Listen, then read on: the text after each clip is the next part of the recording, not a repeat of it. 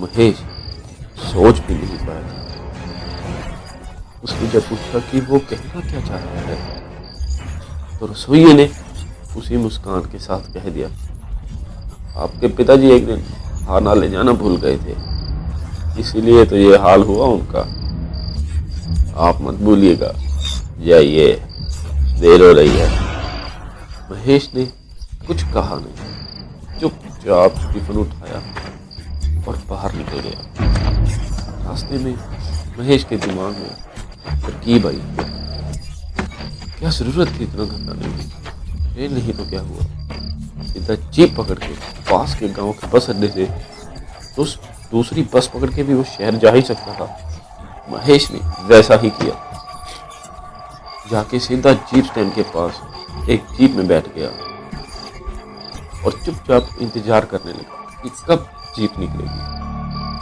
Driver ने भी कुछ देखकर इंतजार किया सवारियों का, लेकिन रात के वक्त गांव देहात में कहाँ सवारियां मिलेंगे। उसने गाड़ी बढ़ा, तकरीबन 1 घंटे में ज़्यादा लगना था फंसने लगा। महेश गाड़ी में ही सो गया। जीप चलती रही और काफ़ी देर के बाद नींद में महेश ने जीप वाले की आवाज़ सुनी, तो उसकी नींद खुली।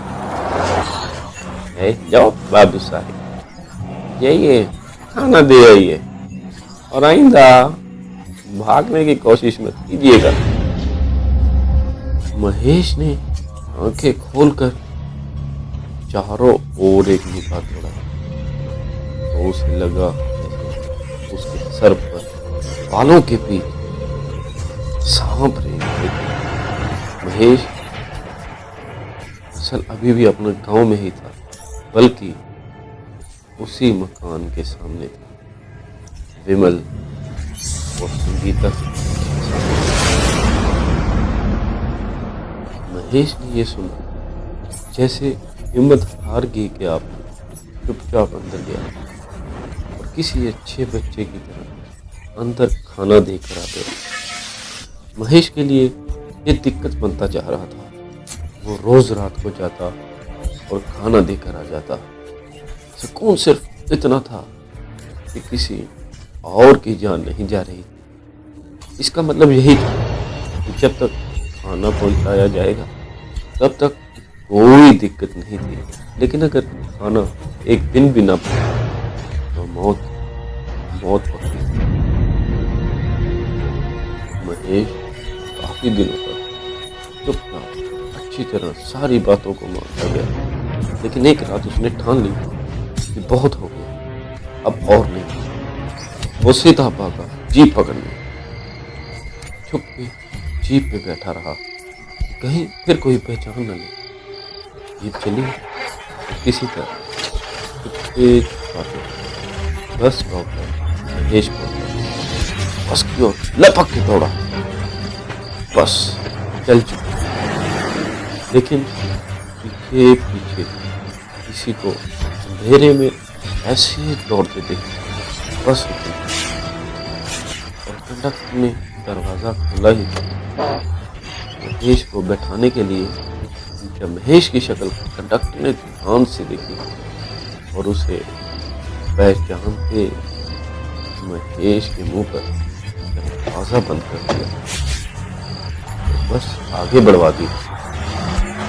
महेश भागता रहा बस के पीछे, लेकिन बस रुकी नहीं। और तभी बस की खिड़की से अपना सर बाहर निकालकर कंडक्टर ने कहा, भागने की कोशिश मत करो महेश बाबू, इस घड़ी को तोड़ ना पाओगे तुम। उस कंडक्टर के इस बात से महेश की नींद खुली। हाँफते हाँफते माथे का पसीना पहुंचा और अपने बगल में देखा तो एक पल को सुकून से आंखें भर आई। महेश का 3 महीने का छोटा सा बच्चा महेश की बीवी से लिपट सुकून से सो रहा था। महेश को रोज रात वक्त पे खाना पहुंचाते हुए 3 साल हो चुके थे। जब वहां से भागने के उसे सारे तरीके जवाब दे गए, तो आखिरकार महेश ने अपने पिताजी यानी कि सरपंच जी की खेती बाड़ी और अनाज का सारा काम सौंप दिया। इस बीच उसने शादी भी की और अब एक छोटी 3 महीने नन्ही सी बच्ची थी उसकी जिंदगी में। महेश रोज सोचता था क्या करें क्या करें। बच्ची के बारे में सोचकर एक बाप होने के नाते महेश को बड़ा अजीब सा डर सताए जा रहा था।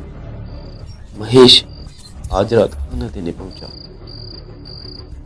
तो खाना देकर रो पड़ा।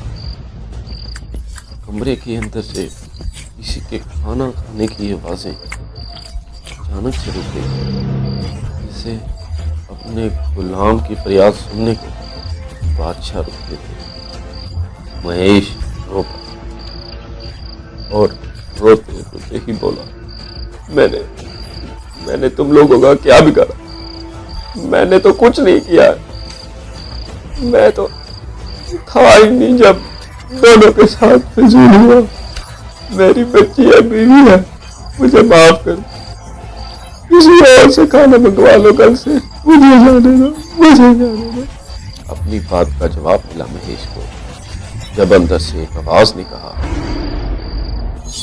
इस बसने का सिर्फ एक तरीका है, किसी और को अपने साथ ले आ जो मेरे लिए खाना लाएगा, लेकिन बदले में मुझे मरना होगा। इससे पूरी तरह छुटकारा पाने का तरीका सिर्फ मौत है। महेश के आंसू जैसे भूख गए ये सुन, पता नहीं कैसे उसे समझ आ गया कि उसे करना क्या है। उसे ये सिलसिला रोकना ही था। मुश्किल घड़ी में ही हिम्मत के असली रंग दिखते हैं और महेश में हिम्मत सचमुच थी। वो घर गया और पूरे वक्त चुपचाप ही रहा। दिन भर अपनी बच्ची के साथ खेलता रहा और अगली रात तक खाना तो क्या, एक बूंद पानी भी नहीं पिया उसने।